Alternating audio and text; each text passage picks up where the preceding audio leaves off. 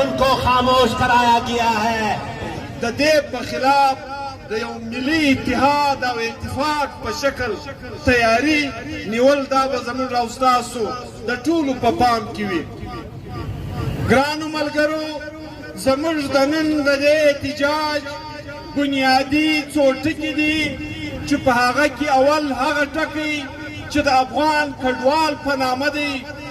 ګرانو ورونو، همدغه سیاسي ملتپاله سیاسي کارکنانو، مشرانو، رهبران ول دا چې په کم چوک کې تر کم تصویر لاندې موږ نن سره ناست یو، دا باچا خان و چې په اتاویا یو کم اتیا کې دې پلان باندې پر ټول قام غږ وکړي، پر ټول ملت یې غږ وکړي چې ګرانو وطنوالو، ستاسو د تباهۍ او د بربادۍ ولس میاشتې وشوې، پنځه من خلک ناست دی په سلاو کلو په زراو کلو.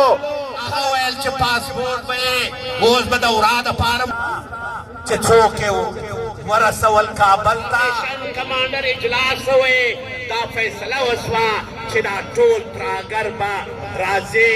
نن ته وینې د کوټ څه چمن ته نشی تللی، په درازنده کې، په وزیرستان کې، په باجوړ کې، تر سواته پورې د یو پالیسي مطابق راوستلی دی. عزیزانو، موږ دا وایو چې دا افغان لار د نوم یاد سره بند دی. دا جمهوریت لکه ملګري چې وویل پیپلز پارټۍ ډېره د جمهوریت نارې ویې. اول بټو زرداري تقریر په حیدرآباد کې واورېدی، په میرپور خاص کې واورېدی. د هغه خلاف یوه د غداری، ان کے خلاف کوئی غداری کا مقدمہ درج نہیں ہوا. انہوں نے کہا کہ سندھو پہ حملہ ہو رہا ہے. سندھو نہیں، یہ اباسین ہے. یہ پشتونخوا سرزمین سے بہنے والے تمام دریا، دریائے کابل کا پانی، دریائے گورما، دریائے ٹوچی، دریائے شوب، دریائے گوملا، دریائے سوات، لویا باسین، ان تمام کا پانی سندھ آ رہا ہے. پانی پشتونوں کا ہے، پنجابیوں کے درمیان ہو رہا ہے. اور بلاول نے کہا کہ اگر یہ کینال نہ روکے گئے نہریں تو پھر یہ ہم باغی ہوں گے. اور آپ نے دیکھا تاسی ولدل چپلا اتفاق کو دا دہشت گردی و ختم کو، دا کډوالو مسئلہ بحال کو. دا د قاسیانو مځکه قاسیانو دلته کیمپ لګولی و. یو محترم ورته وویل چې زه مې ذمهوار یم. سرکار د شپې رالی، درې سرای پټري ایم پي او کې بند کړه.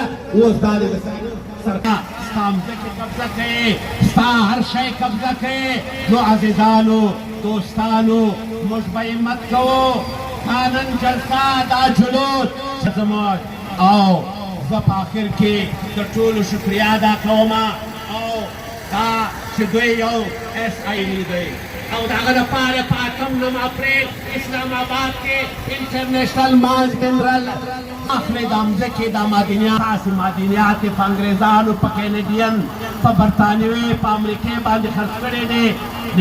ملکونه د دلې تخت یې رومه چې را یاد کړم ما د ښکلې پښتونخوا د غرو سرونه.